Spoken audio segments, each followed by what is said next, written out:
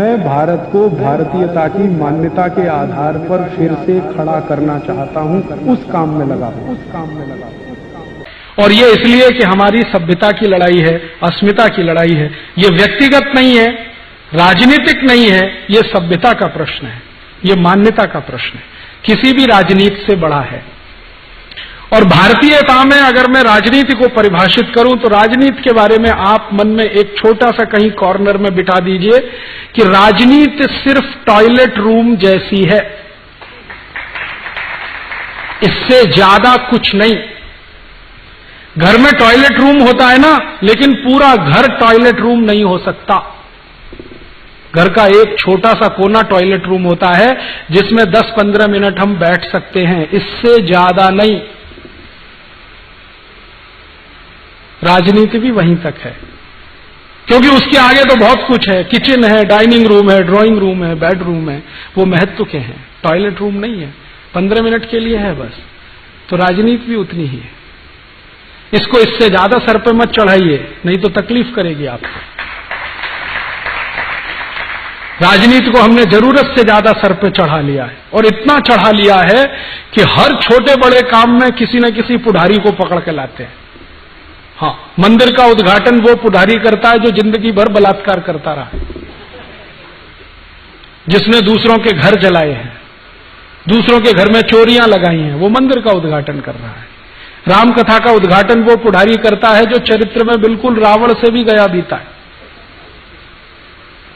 कृष्ण कथा का उद्घाटन वो पुढ़ारी करता है जो कंस से भी 10 फीट नीचे है नैतिकता में और चरित्र। हमने सच में इनको सिर पर चढ़ा रखा है। हर छोटे बड़े काम में इनके आगे पीछे घूमते रहते, आइए जी हमारे यहां उद्घाटन। कहां फंस गए आप इनके चक्कर में। इसलिए मैंने बहुत गंभीरता से सोच विचार कर कहा है, पुढ़ारी और पॉलिटिक्स माने टॉयलेट रूम। घर की जरूरत है, लेकिन पूरा घर वो नहीं है, थोड़ा सा हिस्सा है, उतना ही भर रखिए उसको। उतना भर रखेंगे तो ये सीधे रहेंगे और एकदम चलते रहेंगे आपके कहने पर। जो आपने सिर पे बिठा लिया, अगर पूरा घर टॉयलेट बना लिया तो क्या होने वाला, घर छोड़ के जाना पड़ेगा आपको। इसलिए ज्यादा इनको सिर पे मत चढ़ाइए और ज्यादा इनको इस तरह से तवज्जो मत दीजिए, हर समय उनके आगे पीछे मालाएं लेके खड़े हो जाना। हम जानते हैं कि चरित्र से बहुत घटिया है, बेईमान है, चोर है, लुच्चा है, लफंगा है, लंपट है, फिर काहे के लिए मालाएं लेके खड़े हैं उसके सामने। जब जानते हैं, नहीं जानते तो बात अलग है। आपको मालूम है सब कुछ खुला है आपके सामने उसका, फिर इतना क्यों उसको तवज्जो देना। थोड़ा स्वाभिमानी तो बनिए।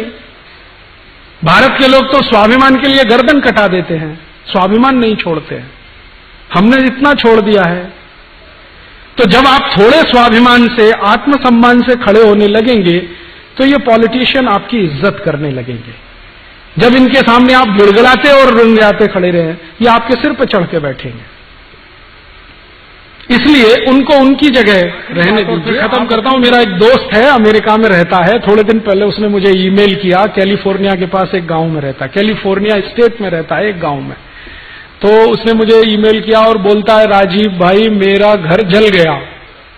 तो मैंने कहा सो व्हाट, जल गया तो जल गया, क्या फर्क पड़ता है। उसने कहा नहीं मैं कुछ बताना चाहता हूं। मैंने कहा बताओ। उसने कहा जब मेरा घर जला तो सबसे पहले फायर ब्रिगेड आ गया और फायर ब्रिगेड ने आग बुझाई। फिर तुरंत ही इंश्योरेंस कंपनी वाले आ गए, चेक लिख के देके चले गए। फिर पुलिस आ गई, मेरे घर में FIR नोट करके चले गए। तो मैंने कहा फिर क्या है। उसने कहा मेरा पड़ोसी नहीं आया। मैंने कहा भाई तू अमेरिका में रहता है, भारत नहीं है ये। अमेरिका में घर जलता है तो सब कुछ आता है, पड़ोसी नहीं आता। और भारत में अगर घर जल गया तो कोई नहीं आएगा, सबसे पहले पड़ोसी आएगा। फायर ब्रिगेड वाले कहेंगे अभी पानी नहीं है टैंक में, 2-3 घंटे बाद पानी भर के आएंगे। पुलिस कहेगी हमको फुर्सत नहीं है, यहां आओ और FIR कराओ। सरकार कहेगी 2-3 साल बाद इंश्योरेंस का पेमेंट होगा। कोई नहीं आएगा, पड़ोसी पहले आ जाएगा।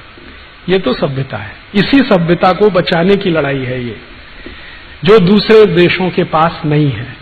जॉर्ज बुश और अमेरिका इससे वंचित है।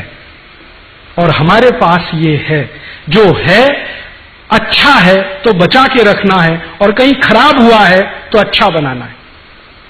हमारी सभ्यता में कहीं कुछ खराबियां आ गई हैं तो उसको अच्छा बनाना है, और जो अच्छा है उसको संजो कर रखना है। ये ध्येय है हमारा, इसके लिए हम ये काम कर रहे हैं। तो आप भी, हम भी, सब मिलके करें, शायद हो जाए।